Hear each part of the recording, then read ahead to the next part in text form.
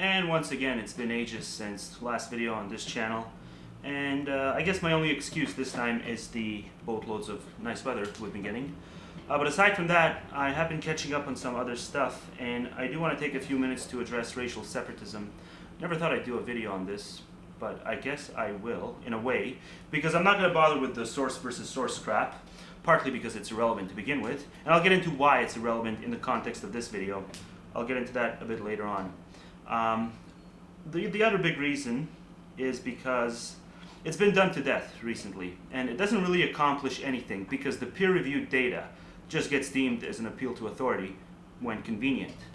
So instead of banging my head against that brick wall, I plan to... First, I'll start off by making it patently clear that I don't buy into the premise that any degree of malicious intent is necessary in order to analyze and in order to just extensively focus on, or even just pathologically dwell on these race-oriented studies day in and day out and come away with the conclusion that there exists this huge preponderance of genetic-based variation when it comes to capabilities and characteristics, just the inherent nature of them. And when you treat people who buy into this as if they are intellectually dishonest, based on your presumption that their sole motive here is to justify their own deep-seated prejudices or whatever else you may infer, when you do that, all that's going to happen is all you're doing is just feeding their persecution complex, which is already overinflated. It is way the fuck overinflated. And some of them even strike me as though they enjoy having it that way.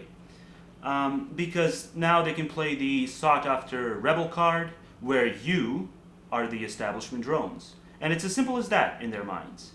And I got news for you, this angle is not going away. So I see zero reason to pour any more gasoline over any of that shit.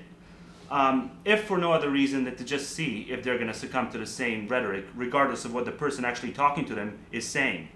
And the thing is, two can play the persecution complex game. Because if there's one thing that I resent, it's being told that detractors of race realism, I guess, they have a monopoly on political correctness. The idea that anyone who disagrees only does so because they're a slave to the PC, man. All that shit really is, it really is beyond time for you guys to drop this shit. Because everybody holds some positions that fall in the politically correct pile, and damn near everyone holds some that fall in the politically incorrect pile. So why the arbitrary focus? Why the arbitrary brackets when it comes to the influence of either in this one single area?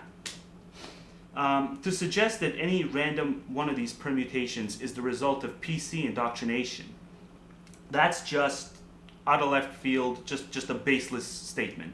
It's no different than if I were to pontificate that the subscribers of any particular non-politically correct position, or politically incorrect I should say, only arrived at their conclusions because they were rebels without a cause, who just wanted to flex their nonconformist muscles and demonstrate how bold they are to go against the politically correct grain of whatever, rigid, thoughtless conformity. All because they have their own reservations and their own deep-seated insecurities about their capacity to think independently, so they overcompensate by taking up some of the most politically incorrect positions at their disposal, right? So if I were to declare that as a legit postulation, you can see how paper-thin that would be. You can see that I would just be superficially dismissing layers of nuance, just as you guys do, when it comes to the PC position on this one single issue, the issue of genetics and environment in the context of race. You're not going to find any PC slaves in the YouTube circles that I inhabit, and I defy you to try. Okay, so cut that shit out, and we can take it from there. So let's do that. Let's take it from there. I think it's fair to say that the majority of race realists wish to segregate based on race alone, because presumably you guys want to live in a better society, right? So what do we generally mean when we say better society? Just comparatively speaking. What factors do we have to counter in? I think it's pretty obvious. We're looking at society with less crime, less unemployment, less welfare leeches, less violence, less domestic abuse, less substance abuse, higher IQ average, etc. All that good stuff.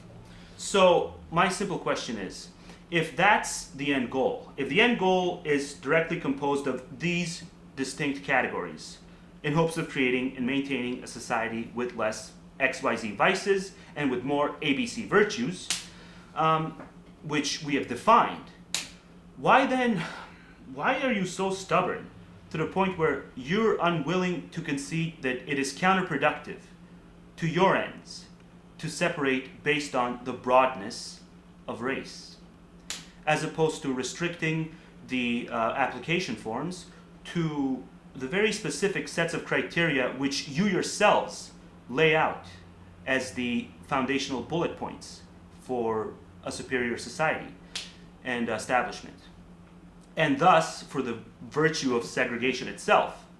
Would it not be more goal-oriented to divide individuals based on their actual record of performance that they've demonstrated in society thus far, as opposed to making sweeping broad exemptions when it comes to individuals who have demonstrated success?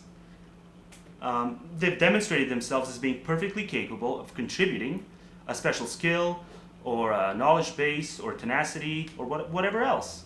All these great traits to your future system, which would, I assume, be a system of exponential efficiency. So if you were to actually screen individuals for entry, the individuals being screened would have to meet the following sets of criteria. No criminal record to kick things off. I think that's the main one. No substantial or prolonged history of unemployment. An IQ beyond 115 or whatever the standard would be. High grade point average.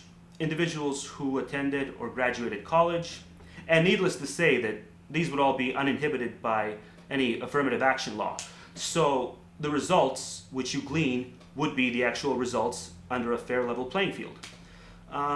So the obvious conclusion is it's just unavoidable.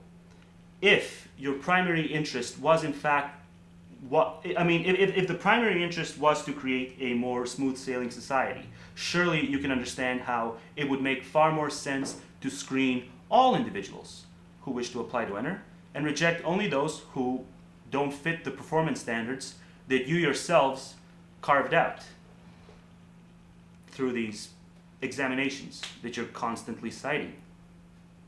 And that includes the capacity to get along with all sorts of different people, as evidenced by all the individuals who do score high in those areas, on top of all the other areas. So instead of ending up with a bunch of trailer trash, half of whom would meet none of the essential criteria, which you guys, again, supposedly base your genuine concerns on,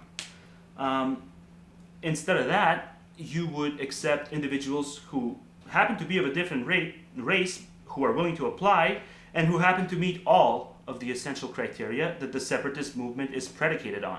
So a black guy who speaks like William Shatner, and who possesses all of these lovely traits that the rest of his fellow blacks in that district fall short of, on account of their genetics, according to your fine studies, this one individual should still be more eligible to contribute to your advanced society compared to a mildly retarded hick from Kansas with an IQ of 85 and a history of misdemeanors and whatever else, routine failures to make rent.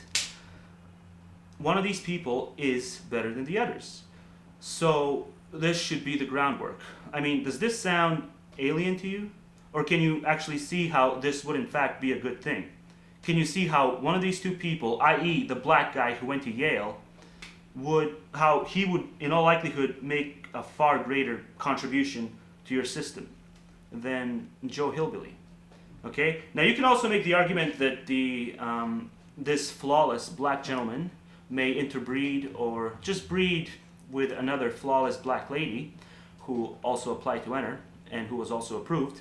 So I guess if the two of them would breed, there's always the fear that you may have that we're opening up a Pandora's box to the possibility of a next generation of inferior citizens, since there's no way to guarantee that these two flawless black people would have a flawless kid. But then again, this exact same scenario applies to whites. And it is highly unlikely that this scenario would in any way be a frequent occurrence. To the point where worrying about it, it just amounts to looking for an excuse not to take a chance on it. And also, your system would not facilitate these people with any government assistance. The kids of these people, that is, with any government assistance. So they would be dependent on charity, and judging by the character of the society, they would most likely receive too little of that charity, and social Darwinism would ultimately knock on the door of these kids and take care of them. So again, getting back to the main point, when separatism is actually grounded in scanning for the best and the brightest individuals, that is something that would likely lead to a more successful society, okay? It would fail the compassion test or the ethics test, but that's an entirely different video. The point I hope to drive home in this video is that you are applying all these standards as the measuring stick, as for the necessity of building up this separatist movement up. Okay, so all the underpinnings, and then you're completely ignoring most of these very same standard-based premises when it comes to the main course, when it comes to actually selecting individuals that best fit the mold. The mold for what you hope to accomplish with this hypothetical community. So even if all these people who you're calling PC drones, even if they all believe as you believe, that whites are, generally speaking, genetically superior to blacks in all these crucial areas, it would still be irrelevant as a springboard towards rationalizing race-oriented separatism, because you would not bother screening for the best and the brightest individuals, and that includes the best and the brightest whites, whose superior traits would have to serve to increase the overall status of the community. Okay? Now here's the real kicker, because even if you did commit to some heavy-duty individual screening, it would be largely ineffective, since the vast majority of whites, white intellectuals, and even lightweights, they would decline to inhabit any newly formed segregated community, especially if it requires them to move in order to reside there. And don't say they wouldn't decline, because you're the ones who are constantly mocking the vast majority of whites over how brainwashed they are by what you call contemporary institutionalized progressivism or cultural Marxism, or what else? Pop culture egalitarianism, or any of these other oversimplified labels that you want to brand us with. You use what you view as hard statistics involving whites as part of your all-important premise. And then you tacitly admit that the majority of these same whites would refuse to inhabit your community because they are too indoctrinated with their own comfortable lies.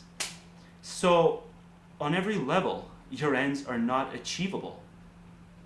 So just admit that there is only one rational reason for you to segregate, and that is your preference to be around people who look like you, people of your own race, and that there's nothing deeper to it. You're more compatible with whites, you enjoy their company more, and in the worst case scenario, a few of you might even have a legit phobia of other races, and so on. But I don't want to speculate on that. So just admit that this is as far as it goes, that this is nothing but a subjective preference and a subjective prejudice, and that's fine. Rational people won't persecute you for the built-in biases which you have little to no control over. We won't persecute you for it, just as long as you're not trying to call us irrational for not sharing those exact same biases, for not indulging in them, because we're not going to indulge in them, because we have no reason to. Everyone has idiotic preferences and prejudices, and evidently some are more innocuous than others, but it is part of being human. We are a stupid species, just like all the other species, and there's no need to celebrate that stupidity. And that's my main issue here, is when you try to sell this as a rational outlook, at the expense of which anyone who doesn't share your prejudices somehow suddenly becomes this disciple of this vaguely defined PC Borg. No, no. All we've done is recognize that all this shit going on in your head is a manifestation of subjective preferences, just psychological drivel, okay? And I'd say work on that. Try aiming from white only to a modicum of character only, or intellectual honesty only. Not all at once, but just in small bits, just tiny little increments. Or don't. Or keep pushing for segregation. I'm opposed to segregation being done in areas where existing populations and complex infrastructure has already been engineered and maintained through everyone's tax dollars. Because forcing even one person to abandon that area, the maintenance of which he or she contributed to, I view that as completely repugnant.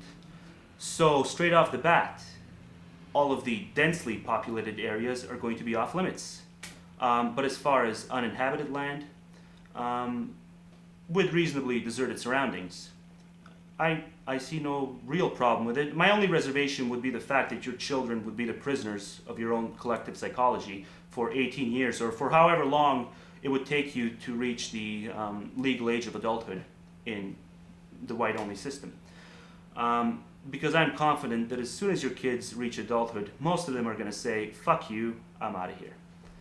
But that goes for kids in general, albeit to a lesser degree than in your system, because generation gaps are wider now. So all it's going to take for your kids to realize that your psychological traps don't necessarily have to be their psychological traps is an internet connection, or even a television with HBO or UPN or something. And I'm sure that you guys would not censor stuff like UPN because you're all for liberty. So naturally, you would not, in your wildest dreams, full-on prohibit any network or anything else in the entertainment circles. Okay, but even if those outlets were banned, they wouldn't be necessary if the kid in question is already capable of independent thought and isn't kept in a cage. So segregate all you want, but understand that your spawn are likely not going to appreciate the absolute lack of flavor in the surroundings which you have gone out of your way to impose on them once they realize that the flavor exists out there. And that's just the truth. Unless you want to be as vapid as some of the pronatalists by making the argument that ideology and preferences are hereditary. And don't bother pointing out that children in previous decades did not mind being segregated, because, first of all, I've personally known plenty who did, but who did not speak up at the time, because they were pretty inhibited by the stigma of daddy knows best, and all the other bullshit stigmas of the time. And I've got testimonies from plenty of 40-year-olds, okay, who were disgusted but who did not speak up while they were kids. And as for the kids who didn't mind, or who didn't come out in the future and point out that they did care, yeah, lots of them were conditioned from very early on to mimic their parents' contempt of everything and anything different. Just classic tribalism, monkey see, monkey do type mentality. So if you want to celebrate that, go ahead. But I'm just saying, once the TV generation came along, and by the time the net boomed, and just as media expanded, and as alternative viewpoints became inescapable, and as they began infiltrating the because mommy says so verdicts, we did see a huge decline of the effect of such conditioning with each new generation. So that's not to be taken lightly. So yeah, don't be the first to sling mud or any of these myopic claims at your opposition. And people like me will step up and we will point out that you're not necessarily always motivated by bullshit, and sometimes you are legitimately provoked by unwarranted presumptuousness. And I'll catch heat from that from some of the people who agree with me on the issue itself, but that's okay, because I'll gladly argue with that, because it is impossible to know your true motives in every single scenario. And some anti-racists will view it as, will think of it as if they have proof. and they can't really prove that. They can't prove what's going on in other people's heads. They can only speculate. And I'd prefer if things were kept clean so that your overinflated persecution complex is kept at a minimum. Because it really is obnoxious seeing all these anti-white equals anti-racist or anti-racist equals anti-white comments. And it's just the worst spam fest since whatever the last big spam fest was. So yeah, I think that's it. So again, I'll just reiterate that my only reservation to segregation is the fact that white-only districts are not going to be strictly composed of individuals who volunteered to inhabit them, because we all know that you guys would breed like animals, okay? And I guess the other concern I have is that the non-segregated surrounding areas would likely deal with an influx of refugees from your districts in given the kid factor. And there is already enough of that taking place at the moment. So yeah, I guess 2 reservations. But aside from that, knock yourselves out. I mean, I would die to see how a community chock full of racialists does, comparatively speaking, in the modern age. And I'm not being snarky with this. I would genuinely love